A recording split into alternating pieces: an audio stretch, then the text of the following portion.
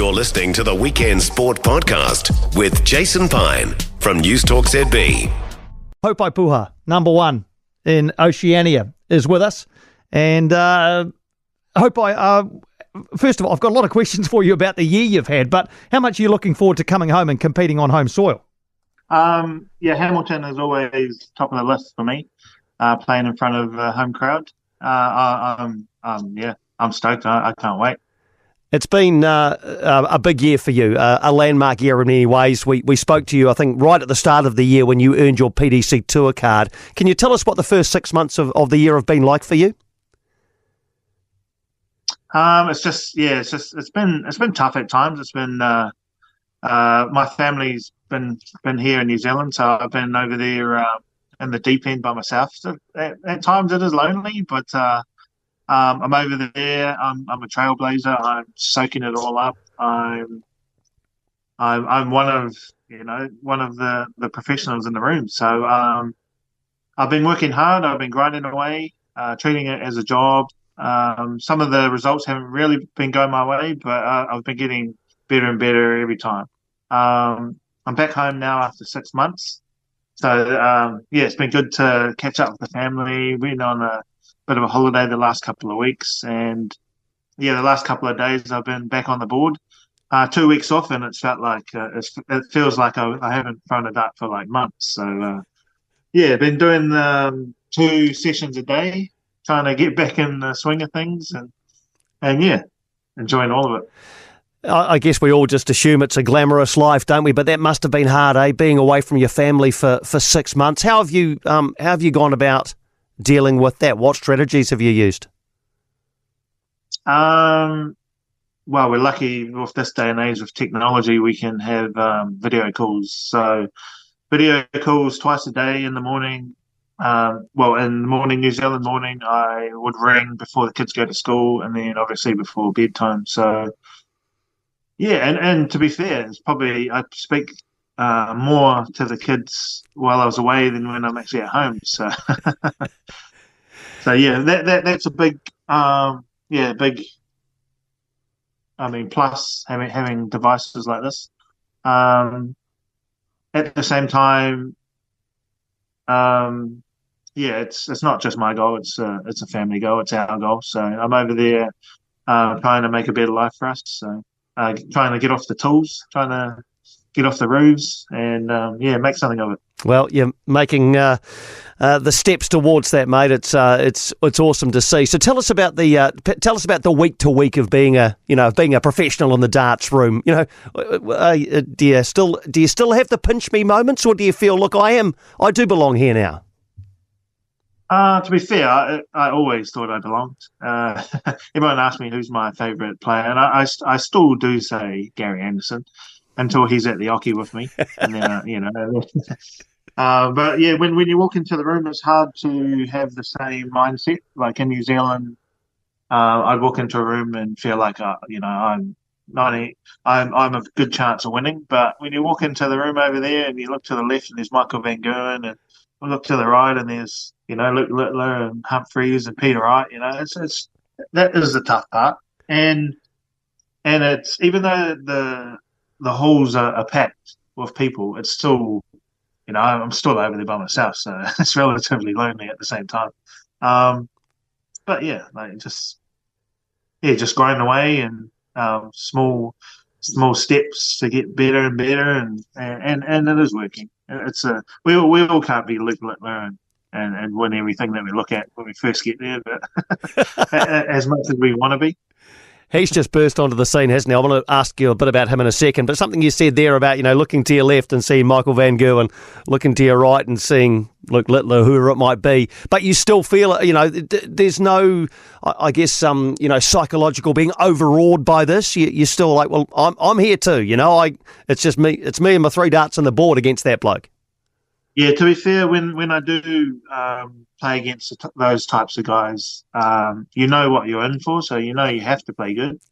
So those sort of games I tend to play a bit better, but it's the less known people, where you think, I might have a chance here, and then they average 110. So they're in the same boat I'm in, they're thinking the same thing. They don't know who I am. and it does get a bit like that. Luke Littler, as I say, I guess 18 months ago, not many people would have heard of him, but an incredible world championship, of course, and now, known across the world of darts and wider than that as well. You've obviously had the chance to be in the same space with him. Have you had much to do with Luke Littler at all? Yeah. Well, so in the darting world, we've all known who Luke Littler is. He's still been able to play. The amateur tournaments and stuff like that. So it's only you had to be 16 to be a professional. So he's probably been good enough to be on the pro circuit since he was 13. So like he's been winning for a long time. It's just the fact that he turned 16 and become a pro, and now the world can see him.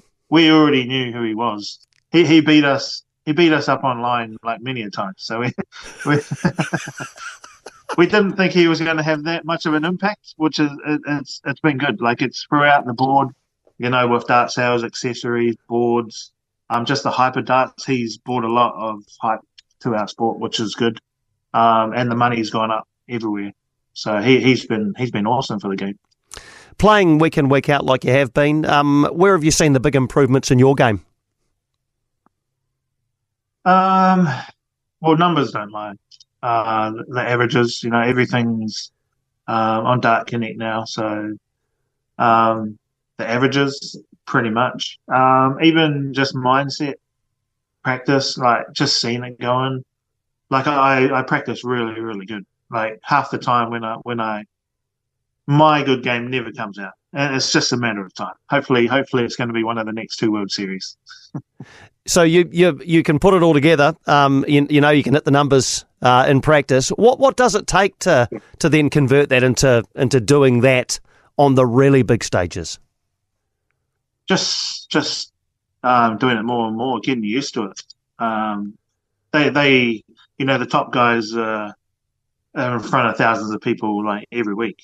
I like lower down the ranks. We don't get to play all the time.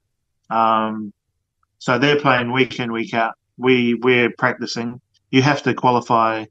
So for half of the events that they're playing in, we're like trying to qualify for them. So there is a lot of downtime for me. So not enough downtime that I can come home, but enough to 3 weeks in between some events for me. Whereas they're playing like every single week, and they'll even have exhibitions. With hundreds to thousands of people as well. So it looks so normal to them because it is. Yeah, but it's a gap that you believe you can bridge because, as you say, I'm sure there's a lot of guys sort of at your level. You talk about the top guys and you've just outlined what their lives are like, but there must be that level that you're on where there are a lot of guys just looking to make that step up. You believe you can bridge that gap? Yeah, I've had some good games. 100 plus averages and winning against like some of the best players in the world. I still think like my practice has still been really, really good. It's still a matter of time, but it's just I don't know. It's a weird game. It's a game of millimeters. When like backstage, sometimes I feel like I can't miss, and then you get on stage and then can't hit anything, and then vice versa. Like I'll be backstage and can't hit anything, get on stage and win. Like it's a very weird game. But they always say the more you get comfortable with doing it, the more the results will come. Absolutely. You just got to keep grinding away, like Phil Taylor, just grind away and grind away. Yeah, indeed, indeed, he did. You still at the same favourite doubles? Any double is a good double. if I'm when you're playing the best in the world, you just hope to get a chance at a double. That's a really good way of looking at it.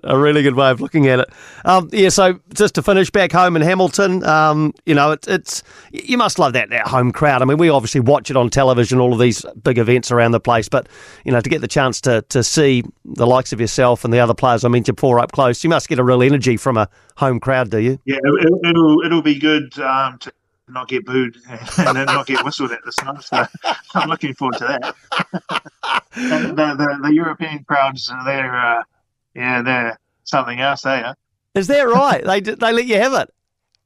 Oh, 100%. Especially if you especially the Pro Tours, when you play on the Euros, when you're playing in Germany against Germans, you're in for it.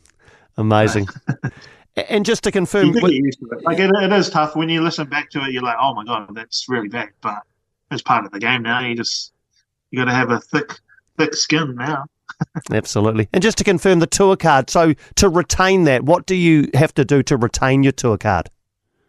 So if you stay in the top 64 in the money list and money rankings and stuff like that, you can have a tour card forever. And so whereabouts are you in relation to that? I'm right at the bottom. I'm not at the bottom. I'm about 100. Okay. So so the rankings is a 2-year cycle. So I'll do 2 years, and then if I'm inside the 64, then I wouldn't actually go back. All right. That's one of the goals. Right. So plenty of time for that then. You're only, 6 months in, is that right? Yeah, that's correct. Brilliant. Well, I bet your family are delighted to have you home. Haupai, so are we. We can't wait to see you up on the Oki at Hamilton in a couple of weeks' time. Thanks for taking the time for a chat. No, thanks for having me. Thanks for joining us, Haupai. Haupai Puha, our number one darts player.